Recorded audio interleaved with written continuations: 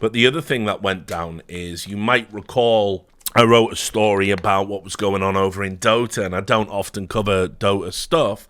Many reasons. Ultimately, I'm never going to get a fair shake over in Dota because of DreamHack Hell in a Cell. You know, this thing that never happened, but people still talk about all this time later. And the other reason is, I readily can see the Dota community for what they are, which is essentially a bunch of spoiled, petulant children. There are very few esports communities that are catered to in the same way that the Dota2 community is. They get everything they want all of the time.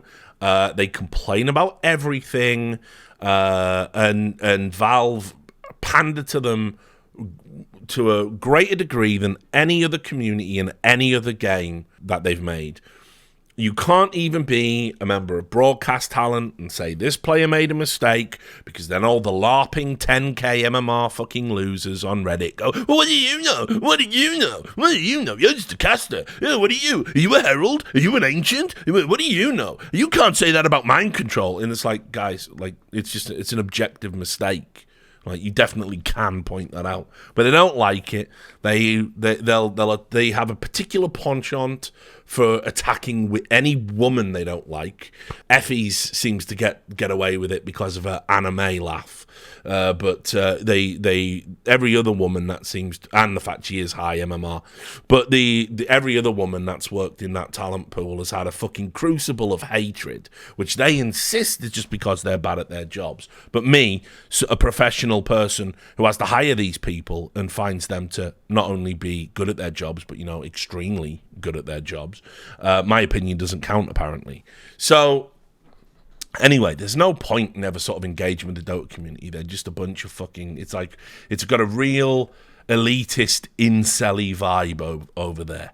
But when you get the banger stories, you have to do it. And I have talked about how it was I who broke the story about how they were going to repurpose, this is ESL, they were going to repurpose the Dota circuit essentially to create the Dream League as essentially a pathway to events in Riyadh. It got posted up on the Dota subreddit and it had all the usual comments in, can we not have Richard Lewis round here? Yeah, even though this information is relevant to my interests and no other journalist can break this kind of story, can we not have it round here? And then the mods put on it, you know, fucking, what was it, the unconfirmed rumour.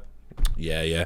Known for those. Like, if there's one thing I'm known for, it's my unconfirmed rumours. And anyway, I want us to just have a little revisit to it, because I want to get into some stuff about what's happened with the DPC. This was the original write-up, and you can see here, ESL is planning to radically overhaul their Dota 2 circuit and add an event to the calendar called the Riyadh Masters, which will take place in Saudi Arabia's capital city. The proposal will take their existing Dota 2 properties and streamline them into a way that creates a tour that will take place in the gaps between the Dota Pro circuit and Valve Majors.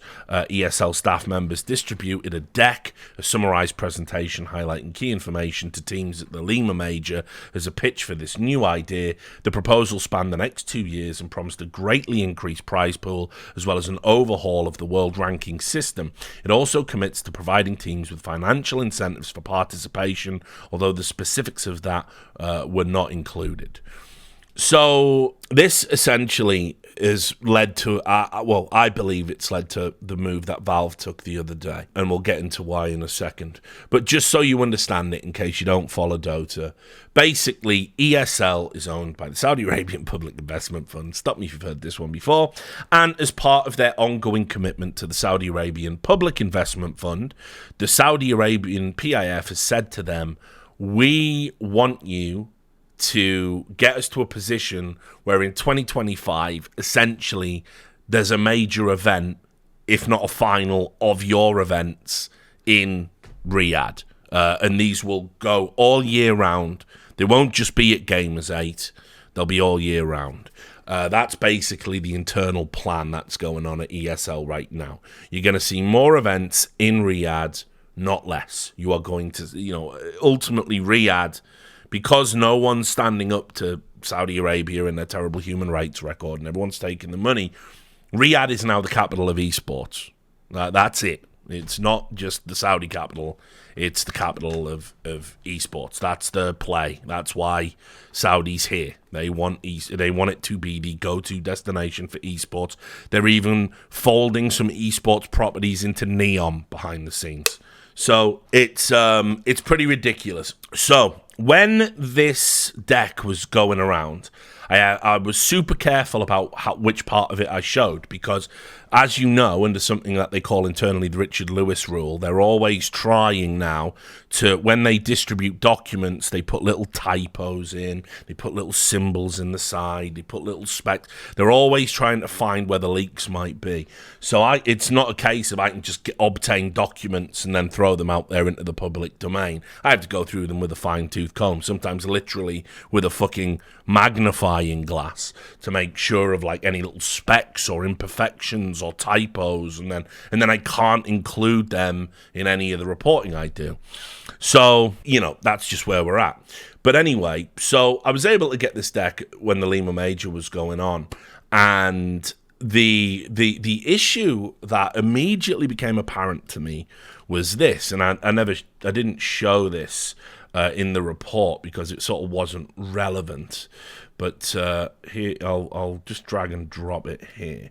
This was their plan for 2024, their tour. And you can see here the rough dates. And this is where the DPC was in January. And then the DPC is the Dota Pro Circuit, in case you don't know. I obviously haven't said that. And then you can see then they have the Pro Tour for ESL. Then you have a Valve Major, then you have a DPC up again, then they start the Dream League Road to Riyadh, another major in between, another DPC, we go back to Dream League in June, then we go to the Riyadh Masters, there's a little Valve Major in the way, then obviously there's a break, everybody gears up for TI, we do TI, and then we come back strong with another ESL event, and then the Pro Tour at the end. Now, as you can see, best will in the world, the DPC is essentially an afterthought. And there's even this weird fucked up element to it where essentially not only is the DPC playing second fiddle, but if these dates were to change for either party, Valve or ESL, the DPC would suddenly find itself running up against the ESL 1 Pro Tour, the Dream League, and they have much more lucrative prizes, the road to Riyadh, which, spoiler, internally, Riyadh are talking about they want to have a bigger prize pool than TI. They want to be the biggest tournament in the calendar. They don't care how much it costs. They just want to be able to say that. So, this to me seems to have had this domino effect where Valve now find themselves sort of like not actually partners with ESL, and even though from that calendar there it looks like ESL are playing nice, ultimately ESL in Dota have got to the point where they are ultimately strong-arming the DPC itself, and they are saying, listen, our events take precedent over Valve events. And so Valve, they've just killed the DPC. They're just cancelling it. They're just getting rid of it. So now, pretty much all of Dota belongs to Saudi Arabia. They announced it here. This was just the other day. We started the Dota Pro Circuit in 2017 to answer a question that was coming up more and more frequently. How do you earn an invite to the International? Up until then, invitations were driven by a handful of regional qualifiers and golden ticket invites from Valve. Distribution in these invitations created an exciting moment every year for fans. Yeah, it was great. But it was hard for pro players and their fans to know the exact path to the International. Understanding that every invitation system has trade-offs, we set out to create a system with more clarity and transparency. When it came to that one limited goal, we succeeded. The DPC demystified the invitation criteria and made it easier for pros to understand their path to the International. Unfortunately, the DPC brought with it a set of rules and regulations, and those have come with a cost that's become clearer to us over time. The world of competitive Dota has grown less exciting, less varied, and ultimately much less fun. And I have to ask, who are they? I don't know who Valve are talking about there, but I have my little suspicions. You may recall, and I've done videos on this and talked about this in the past, and that is that there were a number of issues at various points in the game's history where people said, what are the rules of the DPC? What are the rules of the Dota Pro circuit? Can we get a rulebook, please, Valve? Where is the rulebook? Is the rulebook up to date? And this was a constant thing where every time somebody would say, where's the rulebook? It wasn't there. And it's because Valve, they don't want to be a tournament operator. They don't want to have to run an esport. But then they were put into the quandary of when there was the incident with Cuckoo, where he said a racially insensitive onomatopoeia about the Chinese language that is considered offensive to Chinese people to a Chinese team. That set off this chain reaction of events where the Chinese players said, they started this thing called the respect campaign, where they put respect in their names, and because they were saying no one respects us, because obviously the Chinese government tells all the Chinese citizenry, no one in the world respects China, when in fact China realistically does run the world. But whatever. And all the apologies in the world didn't fix it, and Valve and local Chinese authorities essentially banned Cuckoo for racism from the tournaments in China. And you have to understand, this wasn't a million miles away from when Mind Control had said it would have been better in World War II if Germany had won and wiped out Russia, right? And wiped out all the Russians. He said that, in solo queue. It got screenshotted. It went viral. It went public. Everyone was saying, well, he's in the DPC. He's saying xenophobic things. So why isn't he getting a ban? And Team Liquid came out and said, we're fining him and we're going to give him sensitivity training or whatever. And Valve didn't intervene. And there have been other instances where players have said the N-word and stuff like this. So people were very confused. And the one thing Valve do not want to do ever, and the one thing that will really piss Valve off about a scene, is whenever they have to come in and police it themselves. They're not interested in it. They don't want to do it. Take it from me. They didn't want to do it about match fixing. They didn't want to do it about all this skins nonsense. They didn't want to do it. They don't want to do it. They didn't want to do it about the coach bug. They just like, no, okay, fuck coaching then. It's gone. They don't want to do it. They hate doing it. So when they say it's ultimately much less fun, I think they mean for them. Because I get it. There were lots of problems with the DPC. The DPC did fail in a lot of ways. But I also think in terms of its format and its robust narrative that it helped for a broadcast, I always wished we had an equivalent of TI in CSGO, or if it had to be the majors, as they are, and not crowdfunded, I would have loved a DPC instead of the nonsense we've got now, where we're always trying to come up with, is it a world ranking? Is it a direct invite? Do we have these qualifiers? Do you earn points? We've never really figured it out. And yes, the payoff to having the DPC is you don't have the open circuit. A lot of small tournament operators stopped doing it. And that made it less diverse in terms of like how interesting these tournaments could be.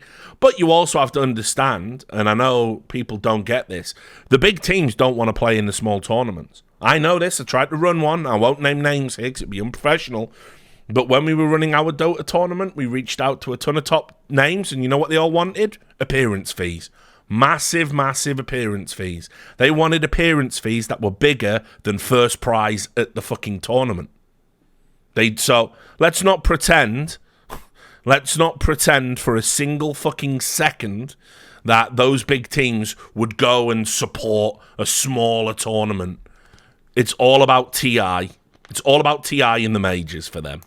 Anyway, by existing as the only official league, the DPC has a stranglehold on the event calendar for the year and what it's filled with. Event organisers are innovating less, because that's effectively what we've been asking them to do. Instead of competing for viewers and players by producing compelling and inventive tournaments, organisers now compete for compliance with Valve's long list of rigid requirements: a team count, broadcast languages, event format, and more. Relaxing those requirements doesn't help.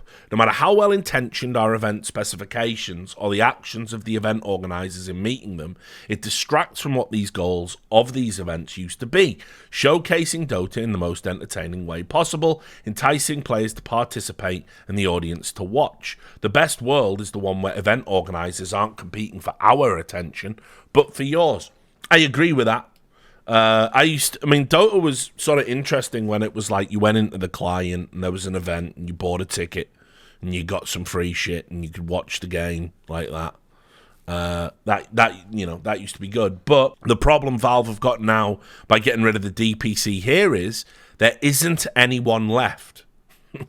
there isn't anyone left to run these smaller tournaments. Obviously, Star Ladder aren't around anymore. I mean, they're there in spirit, but, with the war and everything else. PGL, the Dota community hate PGL because they blame them a lot for don't get me wrong, some of the production levels they put in their events are unacceptable. They know I feel that way. I felt that way in CS as well.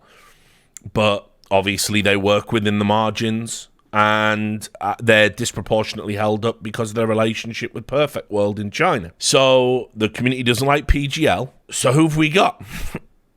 So by getting rid of the DPC, you are now making ESL's Dream Leagues and Pro Tour circuits.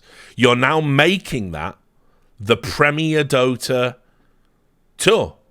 That's it. Yeah, there'll be majors. ESL will probably be pitching for those and running those as well, because the only other person capable of running a Dota major is PGL. So it's done. Dota now belongs to Saudi Arabia. Don't we all feel good about it? Yeah, and obviously, yes, if the DPC had died sooner, we might have had Beyond the Summit still around. But maybe not. Anyway, before we introduced these constraints, the world of competitive Dota was healthier, more robust, and more varied than the one we have now. Events used to be less rote and more creative, and there was more room in the calendar for them. Everything was open for exploration, event length and themed venues and team participation, and even the basic assumptions of tournament design. There was a beautiful, unregulated insanity to it all. Casual house parties and oyster prize pools coexisted alongside the Dota Asia Championships and one-off invitationals.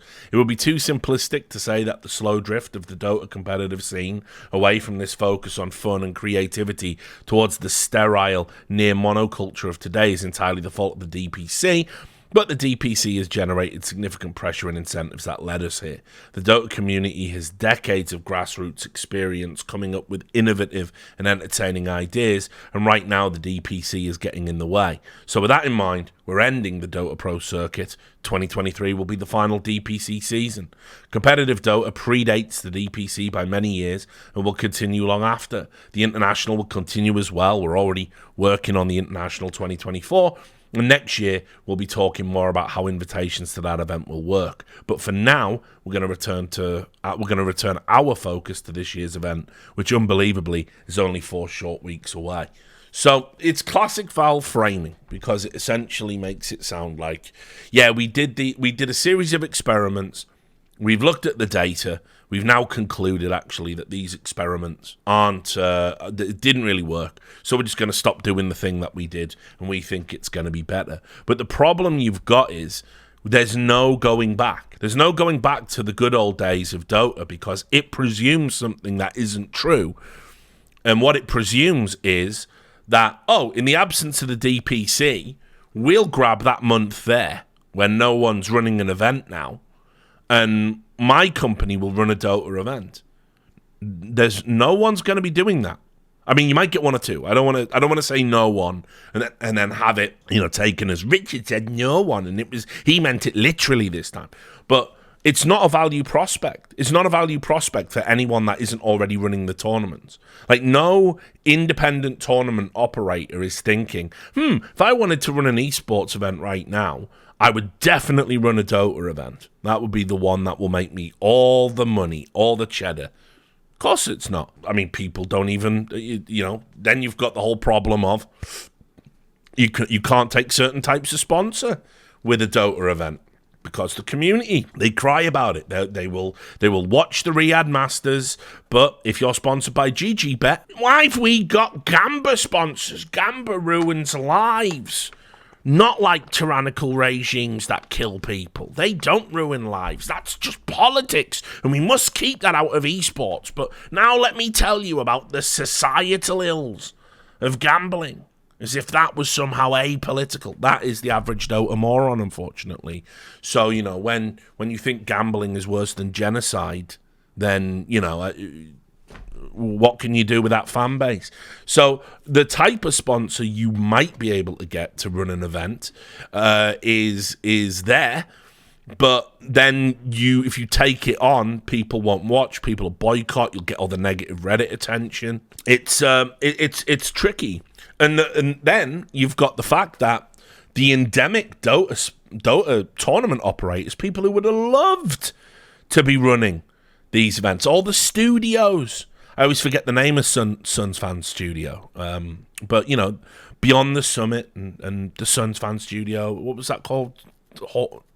Horse? What was the word? Anyway, Moonduck. There you go, Moonduck. Moonducks, are they still a thing? Do they do things? I haven't seen them do anything for ages. I don't know if they are. I know Zayori's gone into Web3 or whatever the fuck. So it just seems like all the people that would have loved to have had these opportunities now have gone on to other things, and it doesn't even make sense currently in this, like, financial landscape. You wouldn't want to run a Dota tournament. You would be wanting to maybe fill that Valorant void for 6 months out of a year. You might want to run a CS2 tournament because it's going to be the new hot thing. A Dota 2 tournament, and you're going up against the ESL. It's not really a value proposition. So, unfortunately, I think this is too little too late. I think this is like shutting the gate after the fucking horses bolted, really. But, as I said, it does bring about a much more profound issue, which is, well, I mean, yes, now everything is entirely owned by Saudi, but it also, I don't think it helps grassroots at all. I'm trying to think now, if you're not capable of playing on a team that can be in the ESL Pro Tour, what do you do as an aspiring Dota professional? Where'd you go and play? What are Dota grassroots now? I don't think they exist, do they? And so I read, there was an interesting Reddit thread that I saw, which I thought gave a perspective worth including kind of in this clump of the stream. And here it is. It's the Entity Manager, and it says, "Hi, I'm Noah, and I'm managing Entity. Valve just announced that they will abolish the DPC system as it is, and there have been rumors going around that something big like this might happen. So Valve must have had this idea for a while already. None of this has been communicated to any of the Tier 1 teams that I'm aware of. They might have asked specific teams to stay quiet about it, but I doubt it, since we managers have good relationships with each other and talk things out usually. This news came as a surprise to me and other managers. I want to make it clear that the following is my own opinion, and I do not speak for other managers, and neither do I speak for my organisation right now. The last 3 years have been great for Dota 2, seeing it from my perspective. They made several steps into the right direction. They introduced a sustainable system to nourish young players, an environment where there is room for growth and competition in a fair manner, a more professional approach for a long-lasting ecosystem. Professional players felt safe and valued. Regular updates made the game more polished. More heroes became viable and playable on a competitive level. The game overall feels more balanced. Currently as a player, I'm incredibly happy with the state of the game. They made some amazing steps to improve quality of life within the game. I also think the introduction of the Last Chance Qualifier was an amazing idea. It felt refreshing and exciting, and it gave me similar open qualifier to TI vibes. I also love the community. Crazy. All the people I've met around Dota 2, be it work or fun, have brought great joy to my life. But anyway, now let's talk about the elephant in the room. The world of competitive Dota has grown less exciting, less varied, and ultimately much less fun. And to a certain degree, there is some truth to it. Due to the tight schedule and the constant Dota 2 being played, it might feel like it's being oversaturated. The stakes of playing, stop me if you've heard this, CS fans, The stakes of playing changed, and each game felt probably less valuable to a consumer. But I disagree with the reason why this is the case. It's not because of the system that we have, but because of how it's being executed. There's always been a huge lack of transparency and communication between Valve and the teams involved, lackluster requirements, and offering seasons and tournaments to the cheaper offer.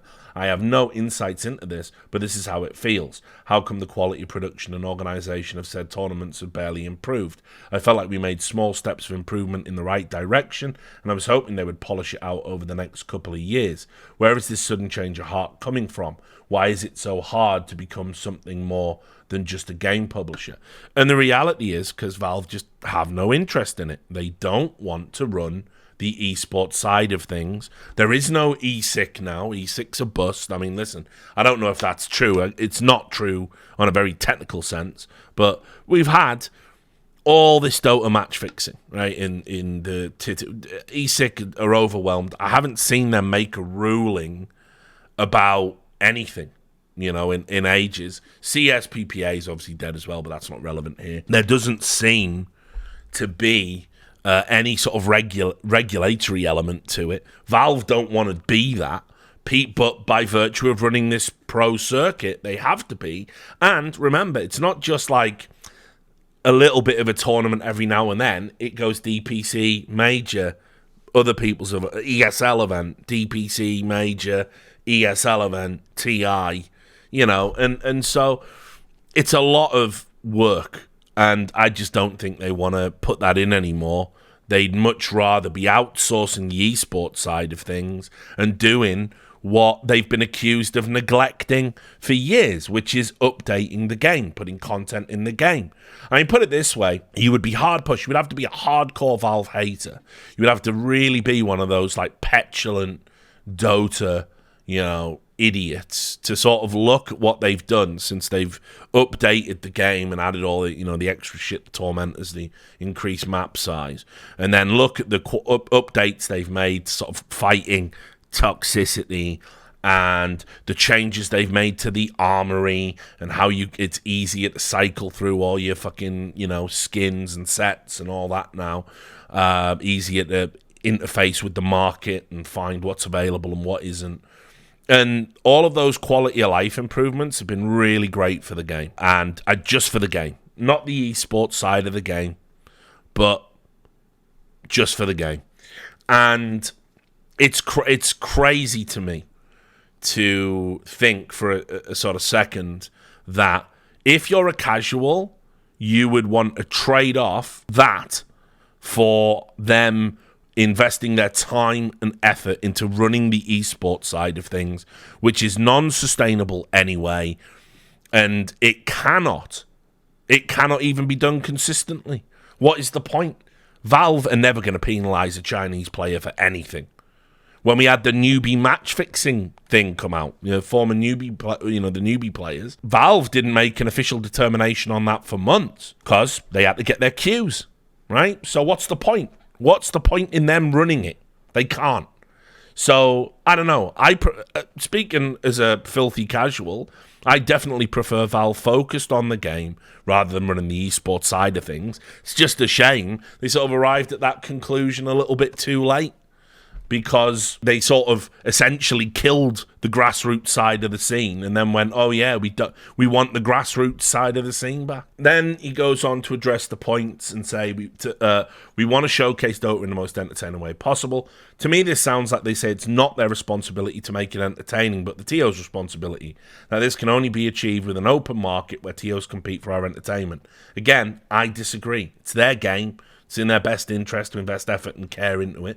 There are more than enough passionate people willing to go at the extra step for this game to organise events that we all love. I know that there were alternative TOs available. I know we had some amazing events. I can only deduce that their requirements were too expensive, and in conclusion, that this entertaining Dota they mention should not come at their expense, but someone else's. And I've got to say, yeah, I think that's right. I think that's the right way to go. I don't think Valve can innovate in esports because they don't care about esports enough to want to innovate in it. They've always been hands-off, Let the esports people do the esports things, and that's generally been the best direction. Not always, as I said. I wish they would do something really fucking gnarly. Like, in an ideal world, I would love to see Valve refuse ESL a license to their games. I would love that. That would be the funniest fucking thing that could happen in esports. But they're not going to do that. But if they did, esports might be salvageable at that point. But they won't. So, anyway, yeah, the DPC League system was introduced for a reason, and it seems they've forgotten about it, or might think we have forgotten. They have not addressed this or given the community any reassurance that it will be different. They have no obligation to do so, but we've seen many times over the last couple of years that a transparent and communicative organisation who cares for the community always succeeds. It's in their best interest. My point of view currently is very sceptical. I'm worried for everyone involved. This is a sudden change. I know it will affect many lives and put things at risk. I doubt it's a positive change.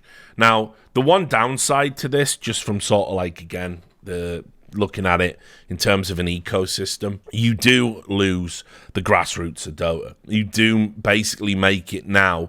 You are back to the world of you better be a really good pub player who knows the pros and can get a trial. Because if you don't do that, there's nowhere else for you to play. And that sucks. That's gonna be shit for everybody involved. And also, even just being able to command a little bit of money to play, it doesn't have to be a life-changing salary. It doesn't even have to be a sustainable salary. A lot of these kids are students, they're in school, they might live with a parent, whatever. But getting a little bit of money for your time and effort is always an incentive to put time and effort into something. And so that kind of feels like that won't be there. And we've also seen as well, there's been little things in the Dota economy that sort of, they're part of a bigger whole. There was the story, I'll bring it up actually, because why not? There was the news about the PSG sponsorship exiting, which this is a big deal. You can see here, in PSG.LGD, no more, as LGD Gaming ceased partnership with PSG esports. And it says here, this was like one of the biggest sponsorships in the space, and obviously one of the most successful teams in the space, particularly if we're talking about sustained consistency. Obviously, it came back in the glory days of 2018 when everyone was throwing money at everything, and sports teams were looking to partner up with other big teams. You can see here, this is the statement. The LGD Dota 2 division has, from 2018, partnered with the PSG brand and has achieved great results within China and internationally. 5 years later, the PSG.LGD name has left its mark in the history of Dota 2. We have always chased after the glory of being a champion and have also experienced regret. We say goodbye to a generation of legends and are letting our youth talents go to write their own story. So this is like, there's like all these little things happening right now in Dota, where it's like, overall, the scene is not going to have the money to sort of sustain itself unless they go all in on this Saudi fealty. And some of those financial incentives in the initial report, I was told behind the scenes, these include, for example, when they have a tournament in Europe or when they're doing the Dream League, they will pay for the teams to come out early and do a boot camp and get acclimatized and get used to the time zone and have a hotel and everything. So that's just going to come straight out of Saudi's pockets to pay for the teams just to attend. Nobody can compete with that. Nobody can come close, let alone in Dota. So, what do you do if you're even PGL? PGL's the only other entity that might be running some tournaments in these gaps. And the community are all out on PGL. So, yeah, it's like, I've talked about this a fair bit. We're going to see entire scenes run by the Saudi Arabian Public Investment Fund. There's just simply not going to be. Valve is saying there's going to be all this innovation, all these people are going to come in and run these tournaments. I will bet you that is not happening pre-2025. It just doesn't seem viable that would happen. And so you're left with ESL, PGL, maybe one or two. I don't know. Now, just to add a little bit of, let me get this. I did see this when the DPC announcement happened. This tweet came across my timeline, and hot take: I wish Riot handled Dota, which I thought was really interesting because obviously, I thought it was interesting. It was a woman saying that because obviously Riot have their their history there, and then on top of that as well, I think this is because of the great divide between the two scenes. Like League fans and Dota fans really don't. There is no commingling. They don't understand just how badly Riot Games have run LCS into the ground. You know, when you think about the two models, Valve are laissez-faire capitalists, I suppose. You know, they will happily give their license out. They'll happily give out their API. They want you to make cool shit, and as long as it doesn't become destructive to their interests, they will allow you to do it. They're very blasé with how they give licenses out to tournament operators, and they very rarely get involved. Riot are very stringent, top-down, Chinese-run, American capitalist franchising model, all control. And they've took this approach of having this league where people pay to be in it, and people pay to participate to be in it, huge opulent amounts of money, because they think it's going to give them access to that dreamy demographic of 18 to 24-year-olds with disposable income, which doesn't exist in esports, as we increasingly learn. And they've ran that into the ground. And they've got no grassroots by design. So, I don't know. I mean, what you would have in place of Valve coming out and going, hey, we're closing down the DPC. That gives you like 50% of the calendar to fuck around in. Have fun in the sandpit, guys. Let us know if you want us to release some cases or something. See ya. Instead of that, you would have Riot Games essentially just telling you, right, we've tanked the fucking league, but you are contractually committed to it, and no, you can't sell your slot. And teams would be sort of exiting or looking to sell or lowballing how much talent they have in their team. So, I don't know. League of Legends, it's not great over there either, guys. Everything in esports is fucking broken.